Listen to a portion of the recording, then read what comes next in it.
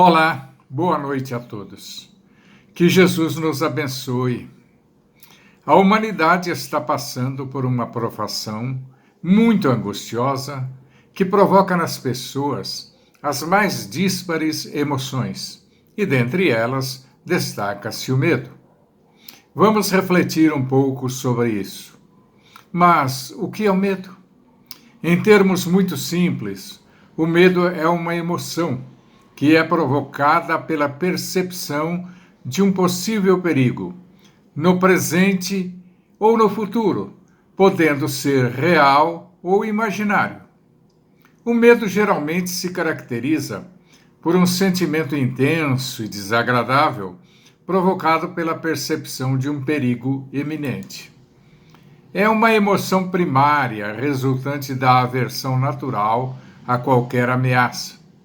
Está presente tanto nos animais quanto nos homens. Na verdade, é um tipo de sistema adaptativo, um mecanismo de sobrevivência e de defesa que dá à criatura condições de reagir às situações adversas com rapidez e eficácia.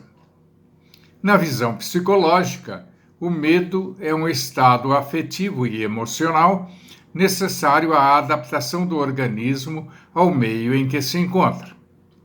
Depende também do aspecto social e cultural, pois determinados grupos sociais, conforme a região ou costumes culturais, aprendem a não temer certas coisas, ao passo que em outras o temor é usado para controlar o comportamento das pessoas.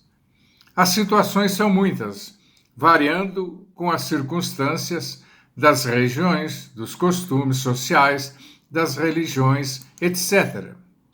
Nas religiões mais primitivas, o medo foi usado como forma de controlar e disciplinar o comportamento dos adeptos. Disso se originam as recomendações como temei ao Senhor.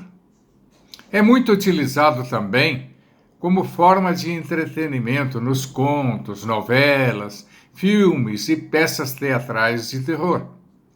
Em resumo, é uma situação, uma sensação, melhor dizendo, um estado em que a criatura se coloca em alerta quando se vê em uma situação que acredita ser uma ameaça. O medo, na verdade, pode se constituir em algo favorável ou não à vida do homem. Ter medo pode ser algo normal e saudável aos homens. Neste caso, é uma prevenção contra os perigos iminentes, pode ser um alerta para possíveis ameaças, dando tempo para a reflexão e a tomada correta de atitudes. O homem é um ser racional e, por isso, deve decidir se enfrenta ou se evita as ameaças do caminho. Tanto enfrentar como evitar podem ser úteis, dependendo das circunstâncias. São muitos os tipos de medos: da morte, de doenças, da violência, de um acidente, da velhice, do desemprego, da falta de recursos, do abandono, da perda de entes queridos, da falha em determinado empreendimento e etc. O medo pode surgir ante uma ameaça real, como é o caso do coronavírus, ou simplesmente surgir em forma de ideia, que pode crescer em nossas mentes e estimular ações boas e construtivas, ou se transformar em pavor, em pânico, com consequências desastrosas. São as fobias. Neste caso, é necessário buscar ajuda médica e psicológica.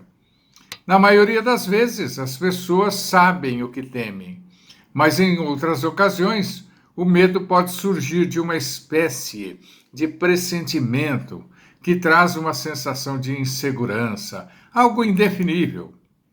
Geralmente, sabendo o que nos amedronta, o medo desaparece, porque temos receio do desconhecido.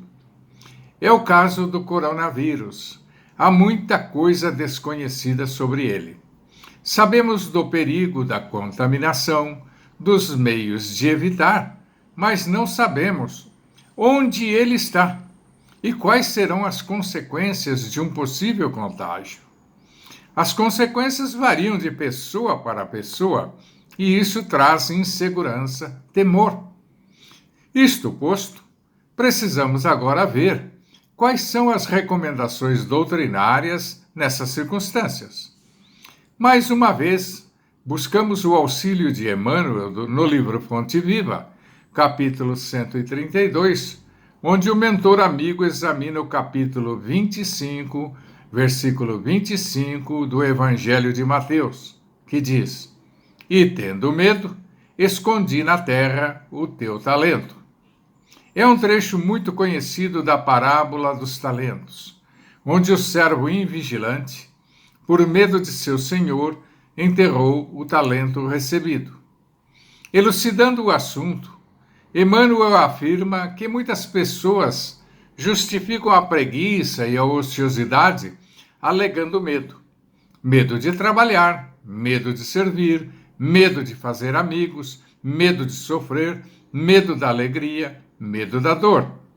Tais pessoas passam pela vida sem aproveitar a oportunidade recebida.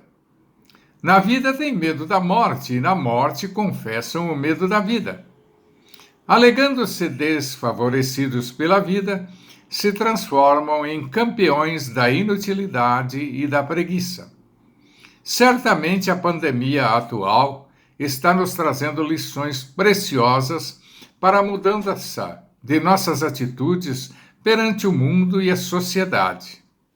O momento traz, para cada um, as condições e as oportunidades de que necessita para a sua reforma íntima. Por isso, cada pessoa, cada grupo social, cada região e cada país está sendo atingido de forma distinta. O que se pede às criaturas é que permaneçam atentas a si mesmas, vendo quais as lições que a pandemia está lhes proporcionando. Não é hora de apenas aproveitar o isolamento para permanecer na ociosidade e na preguiça. É preciso examinar, refletir e aproveitar cada circunstância do momento sem se entregar às sugestões de rebeldia, de inconformação e, sobretudo, sem espalhar o ódio, o rancor e a rebeldia. É o momento de aprender a disciplina e o respeito às ordenações da sociedade. Aproveitar o tempo disponível para se autoanalisar, para planejar a vida e a própria mudança para melhor. É o momento de se encontrar com a religião, com Deus, com Jesus e com seus irmãos em humanidade. E, segundo Emmanuel, se suas condições atuais não são as melhores do mundo, não se amedronte e faça delas o seu caminho de progresso e renovação. Por mais triste, dolorida e sombria seja a sua estrada atual, aproveita e faça dela, com o seu esforço, o seu caminho iluminado em direção ao Senhor, nosso Pai Celestial, sem se amedrontar e sem qualquer tipo de imprudência. Lembre-se que o medo não serviu de justificativa ao servo quando teve que prestar contas ao seu senhor. Muita paz a todos.